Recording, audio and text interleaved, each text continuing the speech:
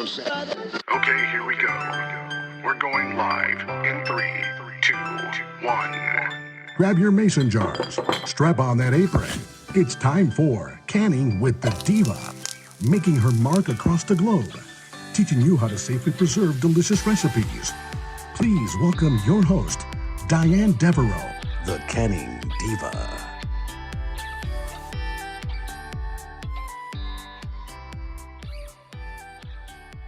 Thank you for tuning in. This is Diane Devereaux, the Canning Diva, and you are listening to Canning with the Diva. I hope you guys are doing awesome today, and I'm super excited to record this podcast for everybody because I know that what I'm giving you will time up beautifully with the upcoming Thanksgiving holiday. So I have entitled this podcast, Savoring the Flavors of Thanksgiving in a Jar. So we are going to just jump right in. I've got a lot to cover. So those of you that are not driving, definitely grab a pen and pad. And if you happen to be a owner of either the Complete Guide to Pressure Canning or the Beginner's Guide to Canning, I'm going to highlight 4 different recipes today, and they are incorporated within those 2 books. So for those of you that have not purchased either of those books I've wrote, no worries. I'm going to share the recipes start to finish with you. However, I know that some of you like to follow along and make some notes within your cookbook while we talk. So definitely grab the Complete Guide to Pressure Canning and the Beginner's Guide to Canning, and you can follow along.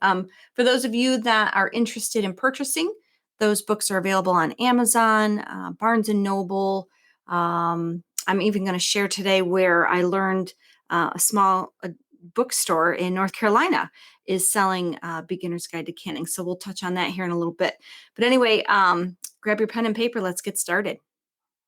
Okay, so with the Thanksgiving holiday on us, I wanted to give you 2 ways in which you can utilize this information. If you've already went out and did all of your shopping and meal planning, and I've caught you, with Thanksgiving already underway, or you're actually listening in and you've already put your leftovers in Tupperware containers, not to worry.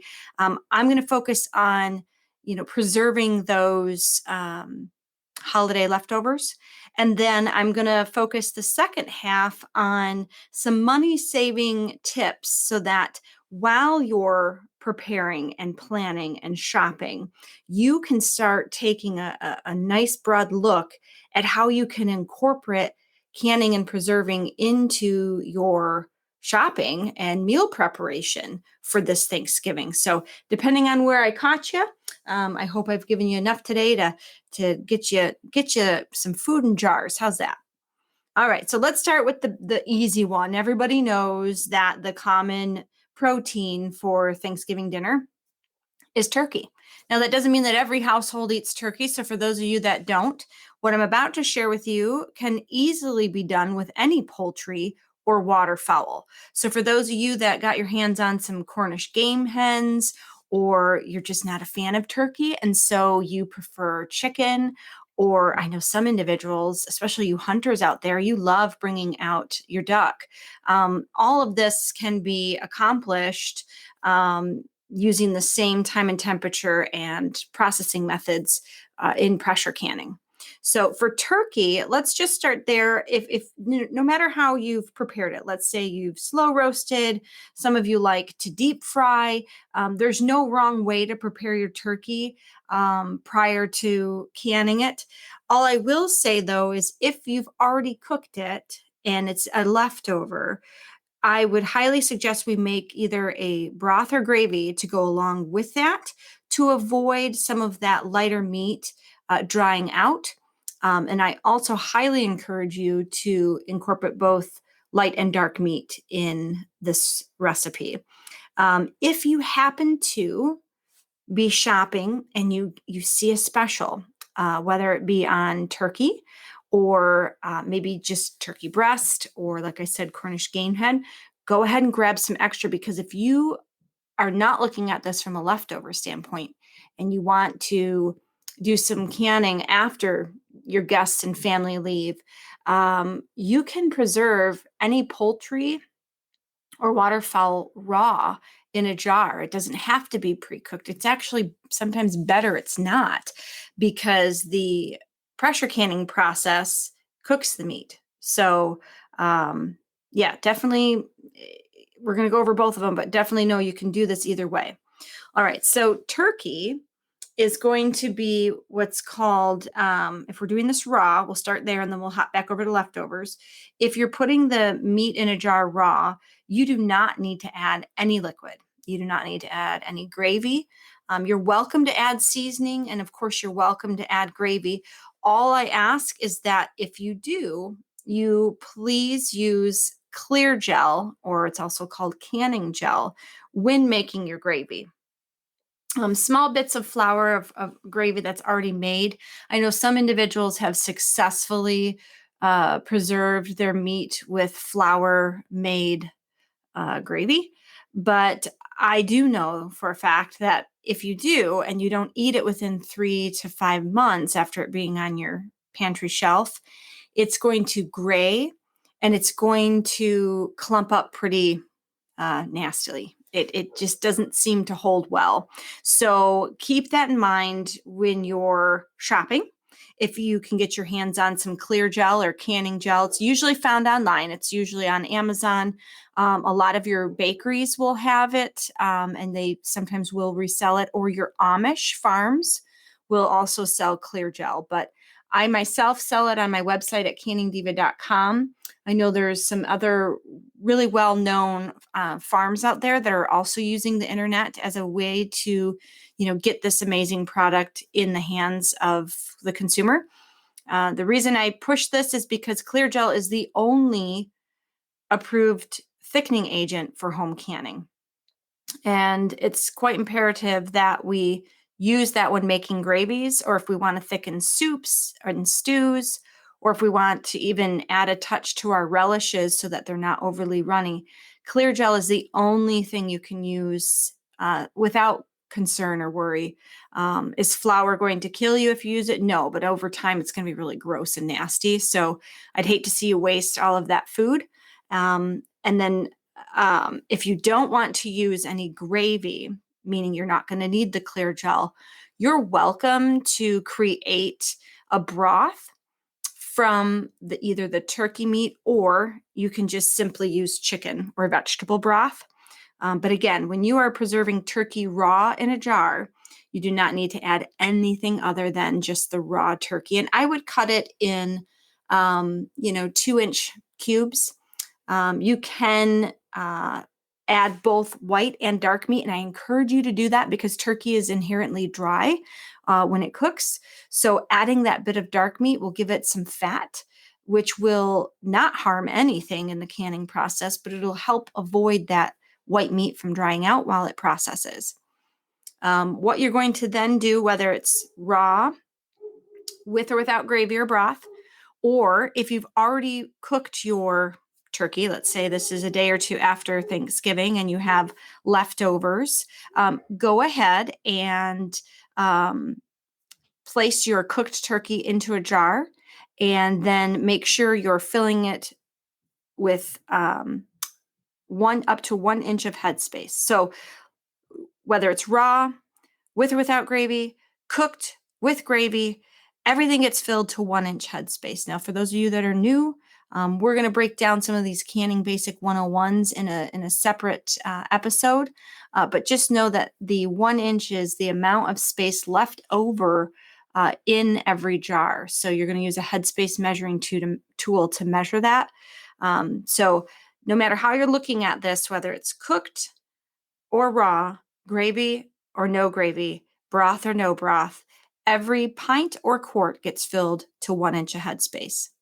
Now, when you're processing this in a pressure canner, everything's going to go 75 minutes for pints and 90 minutes for quarts. Now, depending on your pressure canner and your elevation, you're going to use anything from 10 psi to 15 psi. Now, for those of us in the Midwest with no elevation, if you have a weighted gauge canner, you're going to do 10 psi. If you have a dial gauge canner like me, you're going to do 11 psi. And for those of you new to canning, PSI is a pressure for pounds of pressure per square inch. But it really relates to the temperature. So we know that as we increase pounds of pressure, we are actually increasing temperature. And a pressure canner gets upwards of 260 degrees Fahrenheit, which is the only safe temperature to kill harmful bacteria and pathogens, which would prevent us from preserving food. So no matter how you're doing your turkey or how it was prepared, you can even get creative. And I'll go over a recipe here in a little bit, which would add some fun seasoning, spices, vegetables, just to give it a little something. So we'll go over that in a little bit. So don't feel that, as you're listening in, oh my gosh, I just don't want turkey in a jar. That just doesn't even sound appealing to me. Well, no worries. I have a way to incorporate it with some other things. So please continue to tune in. We're going to end today's episode with a delicious recipe that's in the Complete Guide to Pressure Canning, and it's called Fall Pot Roast. And we get to incorporate turkey with some fun other items. So stay tuned on that one. All right. So what else would you say is a Thanksgiving side dish, staple? It's something that, you or your family or your grandmother, somebody has always traditionally served it. Those of you like me, it has always been cranberries. And so cranberries, whether the family eats them or not, they are there on the table, gorgeous in that fuchsia color, just, beaming. And yeah, they usually wind up being what gets touched. Usually, well, back when I was growing up, it was the adults. Now I'm the adult enjoying it myself. But yeah, my kids usually pass on those, unless, of course, I create something very, I guess you could say, creative. And before you know it, cranberries are consumed, and I'm getting asked for more. So I have two recipes. If you run into this in your household, where cranberries are a staple, it's just become part of your tradition, but you wind up with so many left over. Especially if you make I have a whole berry cranberry sauce that I make every year, and I incorporate orange juice, orange zest from the peel, and then I even muddle up some of the orange into the sauce. Those of you like me, if that's how you make it and serve it, you can actually preserve it. So there's nothing you need to change. If you happen to have, well, just maybe I've done this before. I don't know about you, but I got a little excited because the cranberries were on sale, and I ended up buying like 6 or 8 bags. And when I started making the sauce, realizing, okay, Diane, this is not going to get eaten. Slow down, girlfriend. I left a couple bags in the crisper drawer. So if you're like me and you happen to have a couple bags left over, I have a delicious Cranberry-Apple Jam recipe that I'm going to share with you. So let's dive into cranberries here for a minute.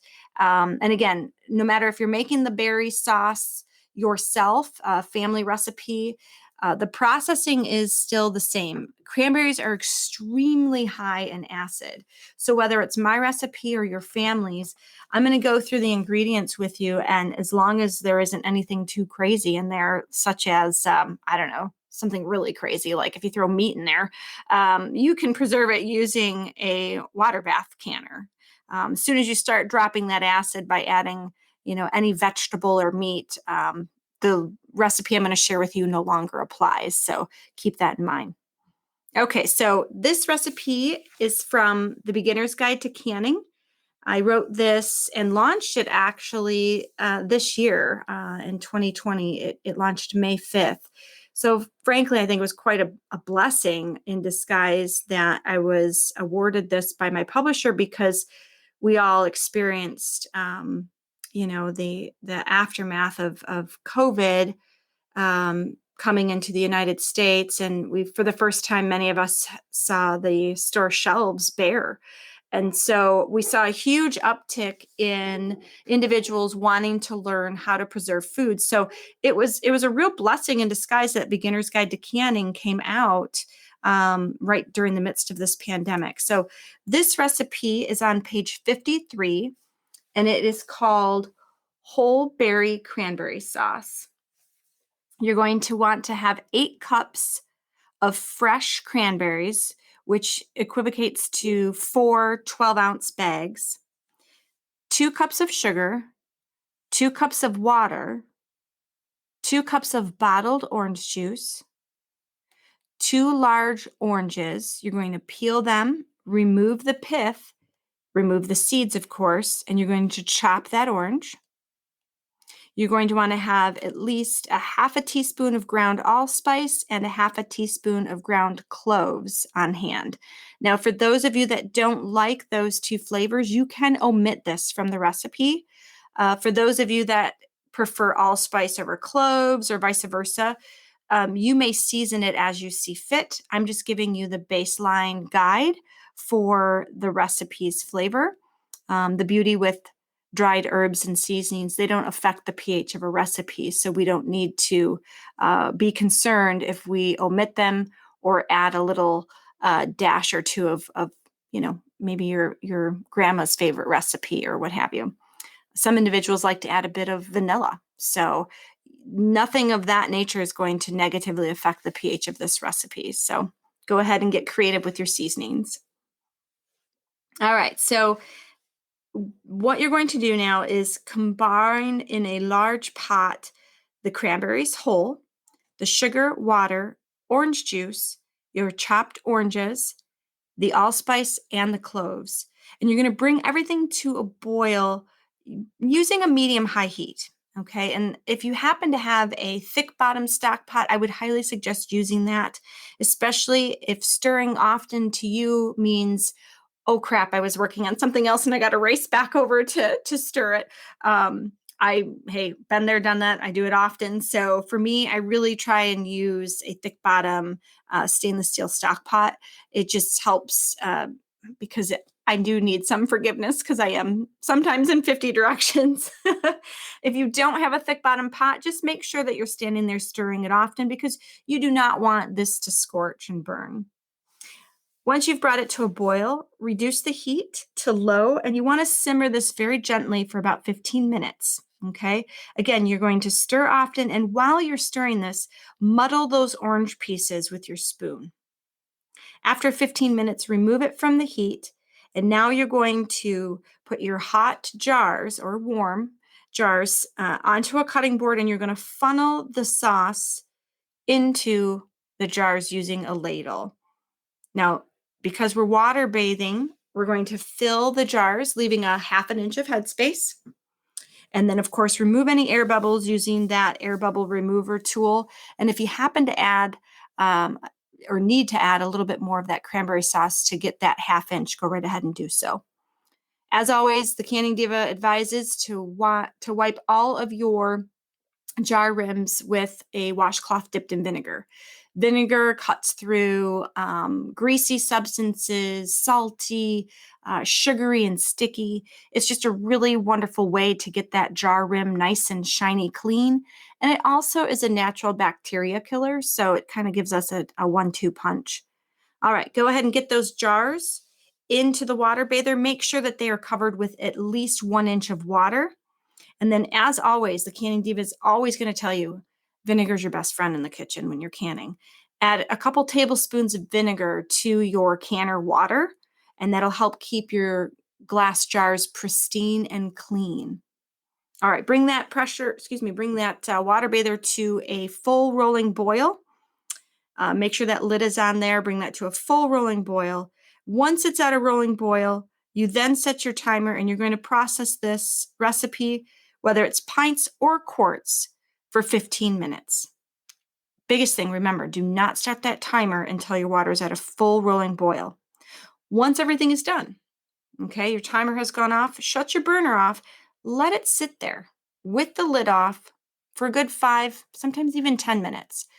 By not disturbing those jars and letting them cool, a little bit past, get below 212 degrees, maybe get down to, a couple hundred, 185.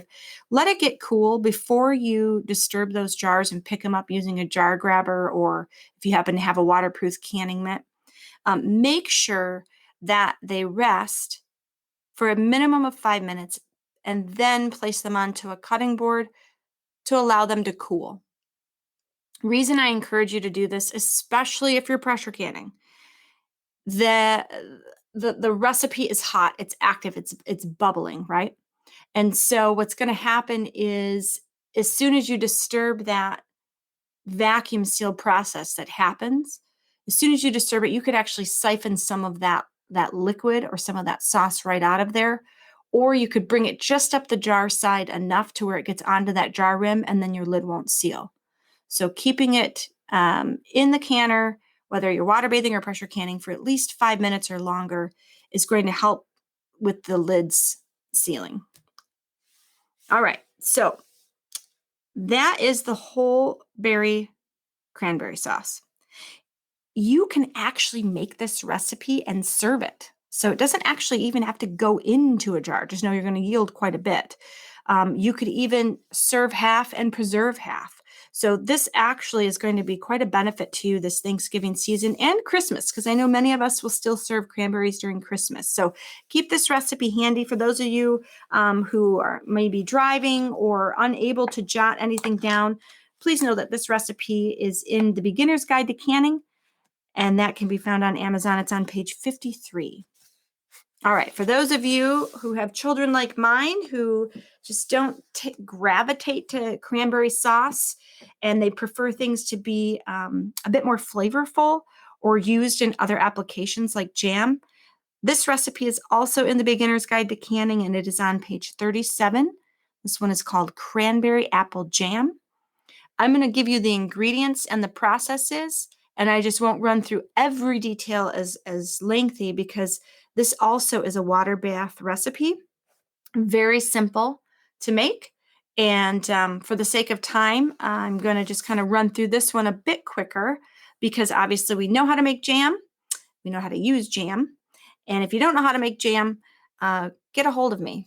Find me on Facebook, Instagram, Twitter. You can also check me out at my website at canningdiva.com. If you need some more steps, tips, techniques, anything that I couldn't cover in this episode, feel free to head over there afterwards, and you can get some of that information. Okay, so what you want to make sure you have on hand for cranberry apple jam is at least 3 pounds of apples. That 3 pounds of apples is going to yield 9 cups diced. Okay, obviously you're going to peel these and core them, and you're going to dice them. At the end of the day, you want to make sure you have 9 cups total. You're also going to need 4 cups of fresh cranberries, 4 cups of sugar, 1 cup of apple juice, grated zest and juice of 1 lemon, 1 teaspoon of ground cinnamon, and 1 teaspoon of ground nutmeg. Now, for those of you that have these extra cranberries on hand, this is the perfect recipe. But say, for instance, you only have maybe a couple cups or just 1 bag. You can cut this recipe in half, which would be then you would want to do 4.5 cups of the diced apples, 2 cups of cranberries, 2 cups of sugar, a 1/2 cup of apple juice. You'd still want that grated zest and juice of 1 lemon. And then you would do a 1/2 teaspoon of ground cinnamon or a 1/2 teaspoon of ground nutmeg. Okay. All right. So for this recipe, we're going to start just a bit different. We're going to combine the apples, the cranberries, the sugar, and the apple juice in a large pot. As you can see, we didn't add the lemon juice, the zest, or the spices just yet. So just start with those 3 ingredients, bring them to a boil over medium-high heat, stirring frequently. Then reduce the heat to low and simmer for 15 minutes. You then will add the lemon zest and the lemon juice, the cinnamon, and the nutmeg. Mix it well and simmer for an additional 10 minutes or until the jam begins to gel and stick to the spoon. Now, because this is jam, we're going to preserve these in either pints or 1/2 pints. Go ahead and place that jam into a warm jar using your funnel. And this time we're going to get it a bit more full to a 1/4 inch of headspace. As always, you're going to wipe those jar rims with vinegar. You're going to process this in a water bath. And whether it's pints or half pints, they only need to process for 10 minutes. But again, do not set that timer until that water bather is at a full rolling boil. We have the Cranberry-Apple Jam recipe as well as the whole berry cranberry sauce recipe, both that can be found in the Beginner's Guide to Canning, created by yours truly. Thank you very much. I had a lot of fun working on this, and I really hope that those of you that are new to canning utilize this amazing book that gives you practical and safe recipes, but also I want veteran canners, those of you that have been canning for quite some time, to pick up a copy as well, because I'm telling you, I had a lot of fun and brought back a lot of nostalgia, honestly. I kind of dug through some of, Grandma Gould's old recipes, and I gave them somewhat of a modern twist. I changed some flavors here and there because, like all of us, we want to preserve food that we know our family is going to consume, right? Like there's nothing worse than putting, 40 jars of something in the pantry and then nobody likes it or nobody wants to eat it. So I definitely encourage all of you veteran canners to take a peek. Even though it says Beginner's Guide, there's something in there for everyone. And you can find that at on Amazon, canningdiva.com, Barnes & Noble, Walmart, Target. Oh, and I got to tell you where else you can find it. I got to give a shout out. I found this very exciting. A lot of your smaller bookstores are starting to pick this up, and it just warms my heart. And I got an email from somebody down in Wake Forest, North Carolina. The bookstore they were so excited to see my book in was Page 158 Books in Wake Forest, North Carolina. So for those of you in North Carolina tuning in, big shout out to you guys. Thank you so much for making, the art and passion and joy of canning available to your community members. And I'm really happy that you put Beginner's Guide to Canning on your store shelves. Okay, so now let's switch gears here. We kind of talked about, a couple items that you can put in a jar after Thanksgiving. So go ahead and get creative. But if I haven't been able to touch on something that you love to serve over the holidays and you're curious if you can preserve it, send me a message on Facebook or Instagram and let's have a conversation, because I would love to not only learn about some of the different traditions that take place in your home, but some of the recipes that we can find safe ways to get into a jar. Now, if I've caught you before you've gone shopping, okay, for all of your groceries to make your Thanksgiving holiday meal, this segment or part of the segment of the episode is for you, because look how excited I got. I couldn't even spit it out. I love finding ways to incorporate home canning into everything I do. Those of you that know me, I am canning all year round. I don't just try and cram a year's worth of food into a 3-month, what most consider canning season. I am literally canning all year round. And that is something that I really work hard to stress to individuals as the Canning Diva. This isn't just a one-stop shop, where you just, get your stuff in a jar and then you put everything away. I mean, it truly is a way of life, and it can be incorporated into every aspect of your everyday life. Now, don't get me wrong. I mean, when we crank it out, and we're exhausted and we're stumbling into bed at 2 a.m. I get it. I'm not saying do that level of canning every day, because we just probably physically couldn't. So when I say incorporate it into your everyday life, this is some really good examples. So Thanksgiving's coming up. They have a lot of specials right now. The turkeys are on sale. Cranberries are on sale. Sweet potatoes are on sale. There's still some pumpkins left over, right? From, Halloween in that October. You've got a lot of your squash and various root crops. I mean, my goodness, I just bought 3-pound bags of onions, yellow onions, for $1. I mean, there's some really good sales going on right now. And so I implore you to, as you're making your list, go ahead and start thinking about what else you can put into a jar to capitalize on these amazing discounts that may not be here for very long, right? Because as soon as we exit the holiday season, the prices go right back up. So some of the things that I want you to think about, and go ahead and jot this down. Some of the things I want you to think about while you're making your grocery shopping list are, obviously we touched on sweet potatoes. Sweet potatoes, you can peel and cube them and preserve them using a pressure canner, just simply in water. And those are amazing jars to have on hand because you can then, drain them and make a fresh pumpkin pie whenever you'd like. I drain them. We don't eat a lot of pies in my house, but we eat a lot of pumpkin bread and sweet potato bread and things of that nature, right? So whether it's sweet potatoes, pumpkins, squash, anything of that family, everything can be cubed, peeled, of course, and then preserved in water using a pressure canner.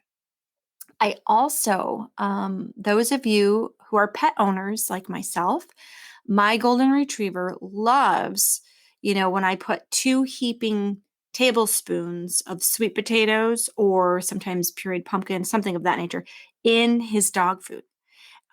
It's fiber that is very important to especially large breed dogs.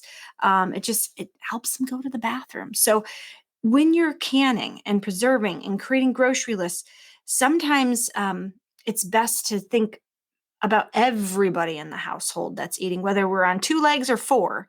So sweet potatoes, pumpkins, that's another one. Pumpkins, now I don't know about you, but I don't need to go buy more. I have 2 sitting on my front porch. So this weekend, I'm going to be bringing those inside. I'm going to make pumpkin seeds with them.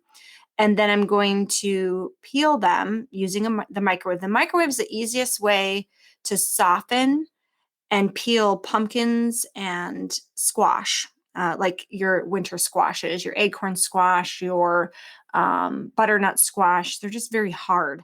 So cutting those can be a real bear and sometimes dangerous. So I use the microwave to soften that skin because what I'm excited to make with the pumpkin is my recipe called pumpkin with white beans and bacon. It is yummy. That one's in the complete guide to pressure canning. And I'll definitely do an episode where we focus solely on that because I'm doing it in my home kitchen. So while I'm in my kitchen working on a recipe, I'm going to be sharing it right with all of you. That's the beauty of tuning into my podcast, Canning with the Diva. I don't just talk about this food. I don't just talk about canning. I am living, breathing it, creating it every day in my home. So you can rest assured that I'm not some scripted podcaster who just talks about it. I live and breathe it. So I'll do a whole episode on that recipe because I think I've already piqued some interest there. Cranberries, obviously, we talked about, if you can grab some extra ones of those because they're on sale. There's even a really delicious cranberry salsa recipe out there that I highly encourage you to take a peek at. Cabbage is something that's on sale right now. Now, some individuals get real funny. The National Center for Home Food Preservation doesn't recommend canning cabbage. They don't really tell you why until you do some digging, and it has nothing to do with safety. Unfortunately, it's because of its pungent smell and its pungent flavor after being preserved in a jar. It's not because it's not safe.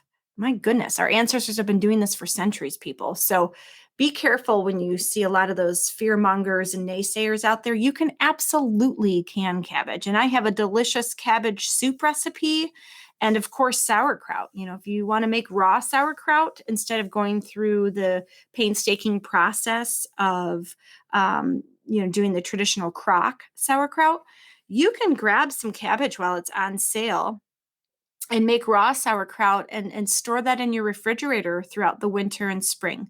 So keep that in mind when you're shopping and making your Thanksgiving list of groceries. Also, right now, as we head into winter, oranges become far more popular and more reasonably priced, especially if you're like me and you're in the Midwest. You're not in those warmer climates where it's readily available. So Orange marmalade is one of my family favorites, so keep that in mind when you're shopping this season. Also, Brussels sprouts. Now, Brussels sprouts can be pickled. Oh my gosh, those are amazing. I believe I have that recipe on my website at canningdiva.com. But I also incorporate them into the recipe called fall pot roast that we're going to talk about here. I'm going to close today's segment with this delicious recipe because regardless if I'm catching you, as we approach Thanksgiving or shortly thereafter, if I'm catching you in the spring, you can still enjoy and savor the flavor of Thanksgiving by way of home canning. So this recipe called fall pot roast can be made any time of the year. So if you want to pop a lid in May and taste the nostalgia of Thanksgiving, you can do so. All right, so let's dive into this recipe. It's on page 180 of my cookbook, The Complete Guide to Pressure Canning. This one I published last year. Oh my goodness. I can't believe how fast time, or was it the year before? Holy crap. We really have, I've been cranking out the cookbooks, you guys. I'm working on another one with my publisher right now. I'll share more details on that later. But yeah, this was 2018. So it's been 2 years. My goodness, where does the time go? All right. So fall pot roast. This is going to make approximately 7 quarts or 14 pints. Okay. And you do not need to have turkey on hand for this. You can make this recipe with chicken. Okay.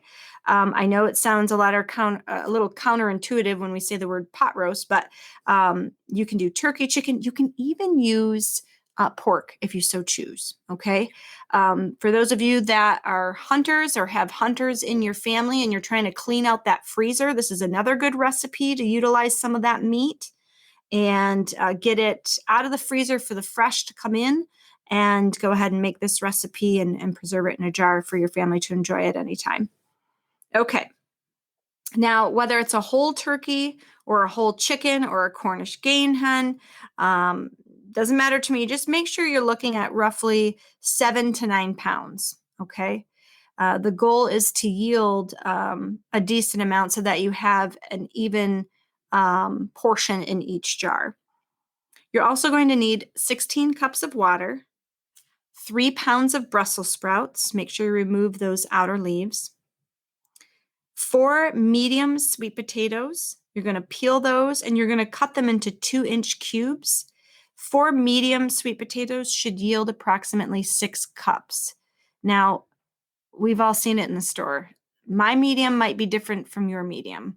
So I always tell individuals, buy 1 extra to err on the side of caution. If you wind up with 5 cups or 5.5, don't fret. You can still make this recipe. It's not going to throw off the pH. Just know that your jars will have a bit less sweet potato than what was intended. But don't panic, and certainly don't drop everything to race back out to the store. That also goes with the carrots. So you're going to want to have 4 large carrots. You're going to peel those and you're going to cut them into 3-inch thick round slices. Okay. You're going to want to yield about 4 cups. Now, again, depending on the size of the carrot, you can typically get 1 cup of cut sliced or diced carrot out of 1 large carrot. Okay. But again, err on the side of caution. You want to get 4 cups. You also want 1 large onion, which should yield 2 cups of coarsely chopped. So let's run through that again before I go into the next. 1 whole turkey, chicken, or Cornish game hen. Cornish game hens are small. You might need 2. You want to yield about 7 to 9 pounds of that raw weight. Okay. 16 cups of water, 3 pounds of Brussels sprouts, 4 medium sweet potatoes to yield 6 cups cubed, 4 large carrots cut into 3-inch pieces so that you may yield 4 cups. 1 large onion coarsely chopped so you may yield 2 cups. Now we're going to need 6 garlic cloves. You're going to just smash them. You can mince them. If you already have pre-minced garlic in your refrigerator, you may use that. 1/4 cup of olive oil, 1 teaspoon of coarse sea salt, 1/2 teaspoon of fresh cracked black pepper, 1 cup of dried cranberries. and a third cup of clear gel. Now, the clear gel is optional. If you want to have this a bit thicker, using that clear gel kind of like a gravy base, then you'll want to have that clear gel on hand. If you don't have access to clear gel or you don't care to have it gravy based, you don't need to worry about it, okay? All right, so you're going to preheat your oven to 400 degrees. While that oven is preheating, in a large stock pot, combine the turkey or the chicken, the game hen, and the water, and you're going to bring it to a boil over medium-high heat. You're going to boil that poultry for 30 minutes or until it's cooked through. Remove it from the stock pot, set it aside, let it cool, but be sure to reserve all that cooking liquid because that is going to become a broth. Place the Brussels sprouts, sweet potatoes, carrots, onion, and garlic in a roasting pan. Drizzle the vegetables with olive oil and sprinkle them with the coarse sea salt and the cracked pepper. Place it in the oven and roast for 15 minutes, mixing once, and then roast for an additional 10 minutes. When you're done, let the pan of vegetables rest on the stovetop to slightly cool. Pull the meat from the bones, being sure to freeze that carcass so you can later use it for stock or soup in the future. You want to tear and cut the meat into bite-sized pieces, and please be sure to use both the light and the dark meat. All right, so now what you're going to do is you're going to add the meat to the roasting pan that has the vegetables, and you're going to mix well because you want to distribute all of those flavors. Add 1 cup of broth to the roasting pan and return it to the oven for 5 minutes.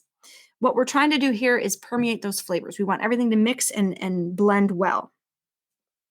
After 5 minutes, remove the roasting pan from the oven, mix in the dried cranberries, and set aside. Now, the goal here is to use a slotted spoon so that you can evenly distribute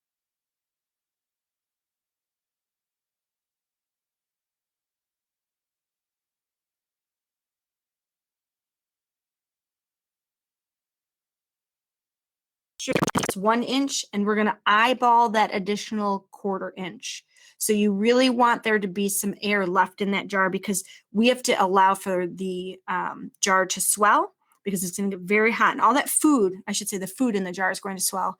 All that food is going to start getting active. And if we aren't careful and we don't give it enough headspace, we could possibly have an issue with the lid not sealing because the food got up on that lid. Okay? So go ahead and leave a generous 1 inch headspace and make sure as you're filling each jar, don't fill one at a time. Try to evenly space out the ratio of turkey or chicken, the poultry and vegetable ratio. You want there to be an even amount per jar because think about it, you're going to heat this up and eat it later, right? Now we're going to make the gravy. If you do not have clear gel and you don't want the gravy, go ahead and just follow the rest of the recipe using just that broth that was made. Otherwise, if you are going to make the gravy and you happen to have that clear gel on hand, here's the next step. To make the gravy, place the roasting pan on medium-high heat and add 2 cups of broth. You're going to deglaze that roasting pan by stirring and scraping it to loosen up any of the brown drippings. You're going to bring that to a boil, and then you're going to add an additional 4 cups of broth, but you're first going to whisk in a 1/3 cup of clear gel. So using a whisk, just whisk it in there so that it properly dissipates, and then you're going to add that to the roasting pan, mix it well, bring it to a boil for 1 minute, and then remove it from the heat. So now you're going to ladle that hot gravy into the jar, and you're going to maintain that generous 1 inch headspace. Now, the goal here is to use that headspace measuring tool, flip it over. It now becomes an air bubble remover tool, and you're going to want to make sure that there is no air bubbles and that the gravy properly surrounds all of the food. Wipe each jar rim with a washcloth dipped in vinegar, and then go ahead and get those lids and rings on there. And you're going to process this in a pressure canner. Depending on the canner you have and your elevation, standard elevation is going to be 10 PSI if you happen to have a weighted gauge, 11 PSI for a dial gauge. If you are in high elevation, obviously you're going to be 15 PSI. And then you are going to process quart jars for 90 minutes and pint jars for 75 minutes. So one thing I want to leave you folks with before we sign off here is if you are not a fan of Brussels sprouts, don't worry about it. You can omit them from this recipe and replace that 4 cups with a vegetable of your choice. Say, for instance, you like butternut squash, or you want to increase the amount of sweet potatoes and carrots, you may do so. Just don't exceed 4 cups. That way you don't play with that yield and wind up with more or less. Thank you all so much for tuning in. I am super excited for you to create some of these recipes. One of the favorite ways I have made my fall pot roast is instead of Brussels sprouts, I have added beets. Now, obviously it changes the color, but oh my goodness, I love beets and the flavors are amazing. So you can get creative. That's the beauty of pressure canning. The pH is all going to stay the same no matter if you use a Brussels sprout, a butternut squash, or a beet. You can get creative as long as you keep within those ratios. So super excited. For those of you who haven't purchased the complete guide to pressure canning, I advise you to do so. Check it out on Amazon, canningdiva.com, Barnes & Noble, Target, Walmart, anywhere books are sold. But thank you again for tuning in. I look forward to our next episode. Happy canning. Thank you for listening. Be sure to tune in next week for another episode of Canning with the Diva. For tips, recipes, and techniques, please visit us online at canningdiva.com.